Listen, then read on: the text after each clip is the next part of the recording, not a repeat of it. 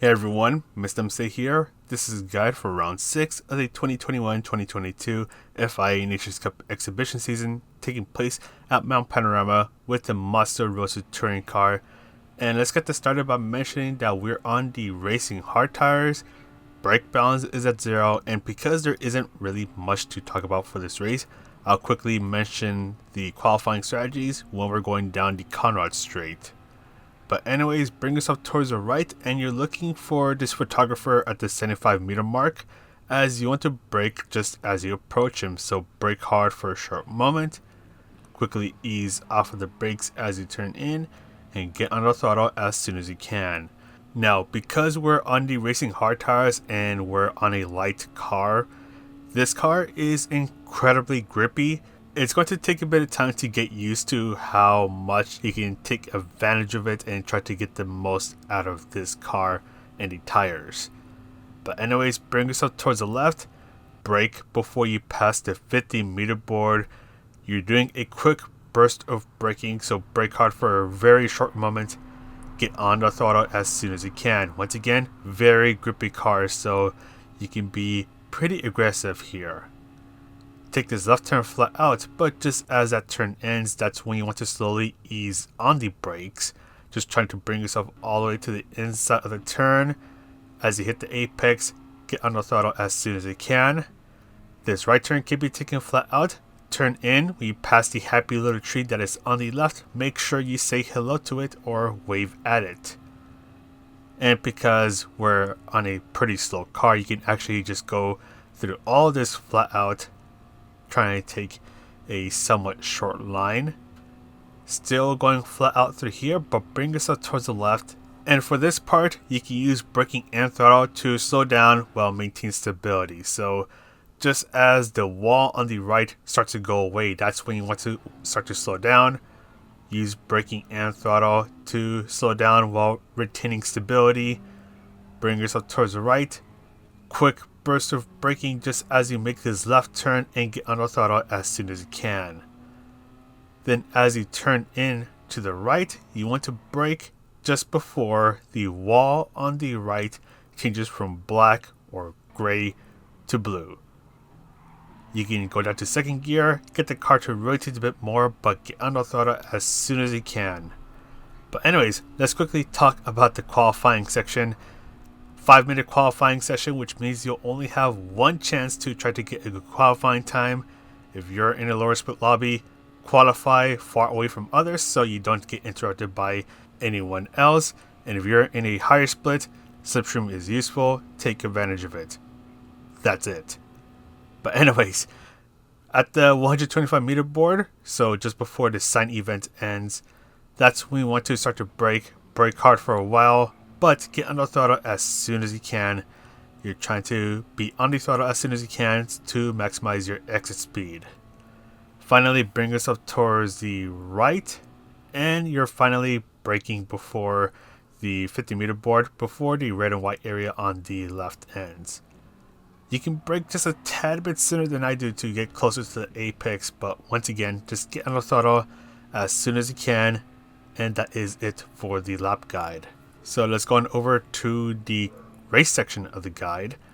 We're doing 9 laps at Mount Panorama, and this is a one-make race with the Mazda Roadster touring car. Ignore the AI car that's just driving around.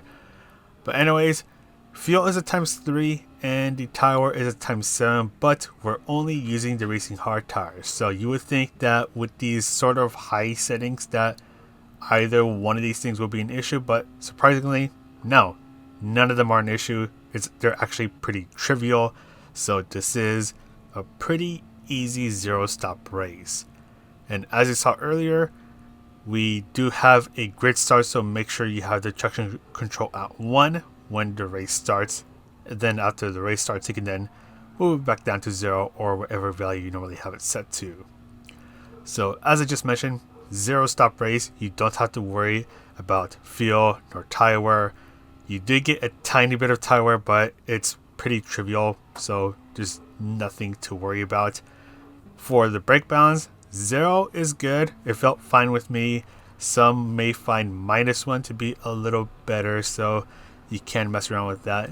You will get a bit more tire wear towards your front tires if you do have the brake balance at -1, but it shouldn't be that much of an issue. In the race, especially if there's a lot of people that have a similar pace, the racing is going to be pretty close to the point where there is a potential for shenanigans to happen. And the other thing is that it's going to be pretty difficult to overtake here at Mount Panorama, especially with everyone using the same car. So do expect people to get pretty aggressive when they're trying to go for a move. And yeah, that's kind of it. It's not really much to talk about for this race. Super easy zero stop race. Qualify well to start higher up, and just expect lots of very close racing and some potential shenanigans to happen. And let's take a very quick look at the end of the race. So tire wear, not an issue at all. Fuel, not an issue to the point where you may even get faster lap times towards the end of the race. You can see that lap 8 was my fastest lap, and that's just because I used up so much fuel. So at the end of the race, my fastest time was a 2:30.1, and the total time was a 22 minutes and 44 seconds. But anyways, let's go on over to places to overtake and the penalty serving zone. Turn 1, I would say to wait it out because you have the longer mountain straight coming right after, which is where you can take advantage of the slipstream to try to get a little bit closer and to potentially set yourself up for an overtake. Here is the first penalty serving zone. You want to make sure that you don't get a penalty because it'll feel like you're ending up in purgatory if you do have to serve a penalty. But anyways, the mountain straight, which is where we're at right now, a good place to go for an overtake, but you want to try to make sure that you really get your car in there because these cars are pretty slow, so it'll be a little difficult to try to get around the cars or just to get past them.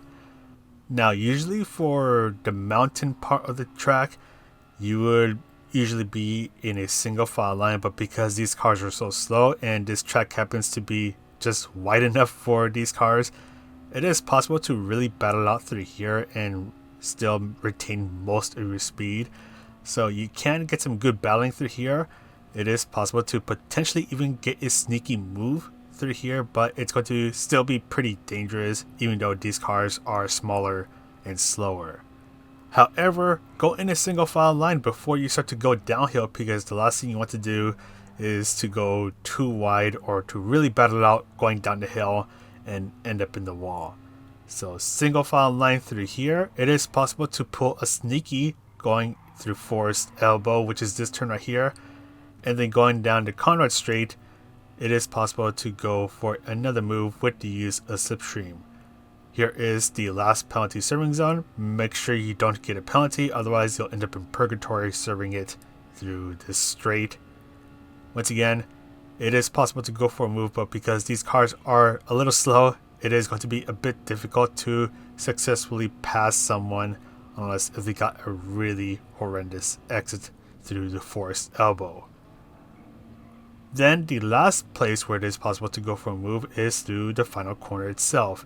So this will be a bit more situational, just like the first corner, but if you're towards the last laps of the race, it is definitely possible to go for a move through here. But anyways, that's pretty much it for this guide.